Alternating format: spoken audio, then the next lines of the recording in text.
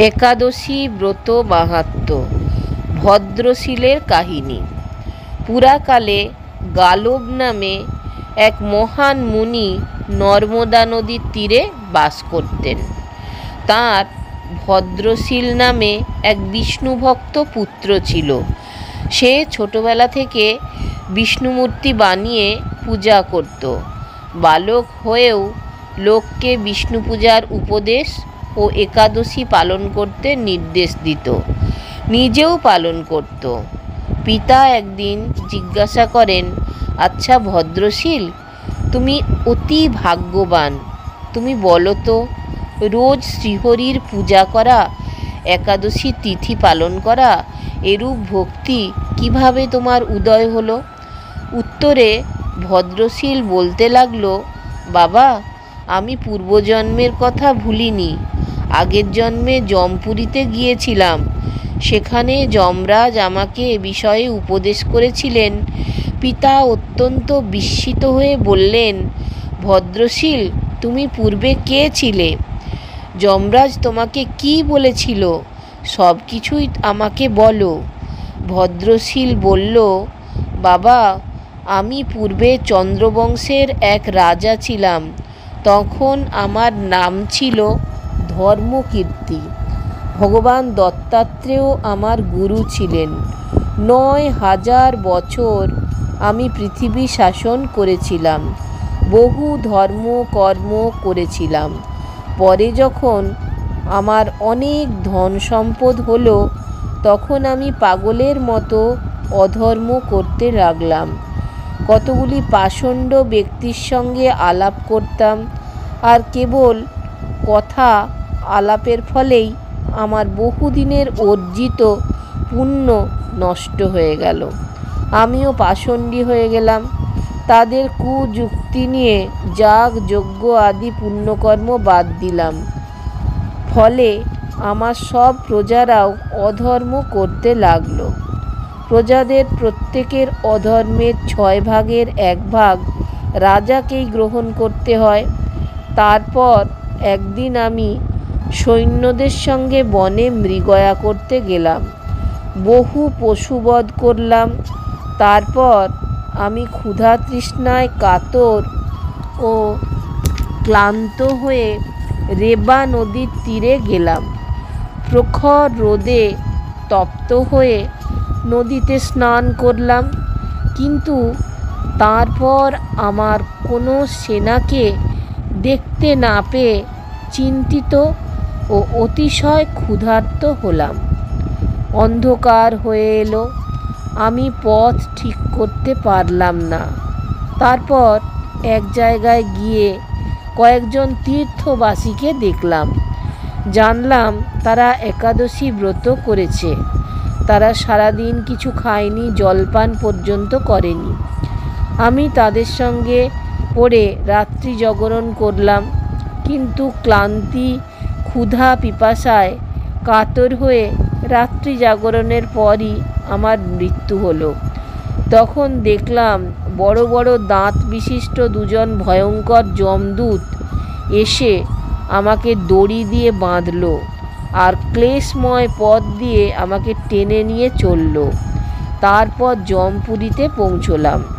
যমরাজও দেখতে তখন ভয়ঙ্কর।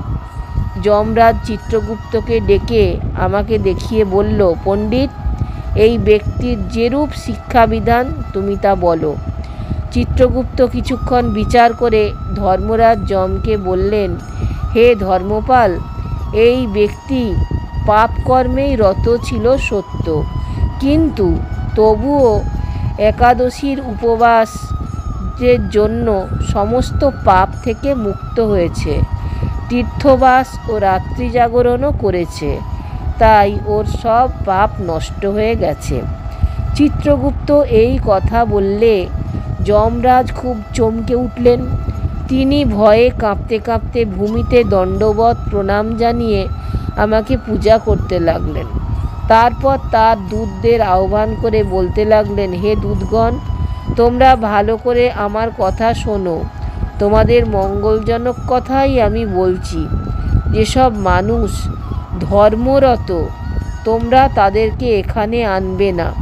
যারা শ্রীহরির ভক্ত, পবিত্র, একাদশী ব্রত পরায়ণ, জিতেন্দ্রিয় এবং যাদের মুখে সর্বদা হে নারায়ণ, হে গোবিন্দ, হে কৃষ্ণ, হে হরি এইসব উচ্চারিত হয়, যারা সকল লোকের হিতকারী ও শান্তিপ্রিয়, তাদেরকে তোমরা দূর থেকেই পরিত্যাগ করবে।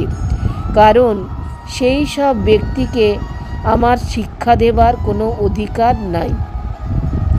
যারা সর্বদা হরিনামে আসক্ত, সর্বদাই হরিকথা শ্রবণে আগ্রহী, যারা পাষণ্ডগণের সঙ্গ করে না, ভক্তদের শ্রদ্ধা করে, সাধু সেবা, অতিথি সেবা পরায়ণ, তাদেরকে পরিত্যাগ করবে। হে দূতগণ, তোমরা শুধু তাদেরকেই আমার কাছে আনবে যারা এই উগ্র স্বভাব, ভক্তদের অনিষ্ট করে, লোকেদের সঙ্গে কলহ বাধায়, একাদশী ব্রত পালনে একান্তই পরাঙ্কুশ, পরনিন্দুক, ব্রাহ্মণের ধনে লোভ, পরতন্ত্র, হরিভক্তি বিমুখ, যারা ভগবত বিগ্রহ দেখে শ্রদ্ধাবৎ হয় না, মন্দির দর্শনে যাদের আগ্রহ নাই, অন্যের অপবাদ করে বেড়ায়, তাদের সবাইকে বেঁধে এখানে নিয়ে আসবে। যমরাজের মুখে এসব কথা শুনে আমার পাপ কর্মের জন্য অত্যন্ত অনুশোচনা করতে থাকি। তারপর আমি সূর্যের মতো উজ্জ্বল দেহলাভ করলাম। একটি দিব্য বিমানে চড়িয়ে আমাকে যমরাজ দিব্য লোকে পাঠিয়ে দিলেন। কোটি কল্প সেখানে অবস্থান করার পর ইন্দ্রলোক স্বর্গে নেমে আসি। সেখানে বহুকাল যাবৎ অবস্থান করার পর এই পৃথিবীতে এসে সদাচারী মহান ব্রাহ্মণকুলে জন্মগ্রহণ করেছি। আমার জাতিস্বরতা হেতু এই সব ঘটনা আমার হৃদয়ে জাগ্রত আছে। আমি পূর্বে একাদশী ব্রত মাহাত্ম্য জানতাম না। অনিচ্ছাকৃতভাবে যখন একাদশী পালনে এত ফল লাভ করেছি, তাহলে ভক্তি সহকারে একাদশী ব্রত উপবাস করলে কি প্রকার ফল লাভ হয় তা জানি না। তাই বৈকুণ্ঠধামে ফিরে যাওয়ার ইচ্ছায় আমি পবিত্র একাদশী ব্রত ও প্রতিদিন বিষ্ণু পূজা করব এবং অন্যদেরও এসব পালন করতে উৎসাহী করব। পুত্রের কথা শুনে গালব মুনি অতি সন্তুষ্ট হয়ে ভাবলেন, আমার বংশে এই পরম বিষ্ণু ভক্তের জন্ম হয়েছে, তাই আমার জন্ম সফল, আমার বংশ পবিত্র হলো। দর্শক বন্ধুগণ, যদি ভালো লাগে তাহলে অবশ্যই চ্যানেলটা একটা লাইক, শেয়ার, সাবস্ক্রাইব করে আমার চলার পথের সঙ্গী হবেন। সকলকে অজস্র ধন্যবাদ চ্যানেলটা দেখবার জন্য। নমস্কার।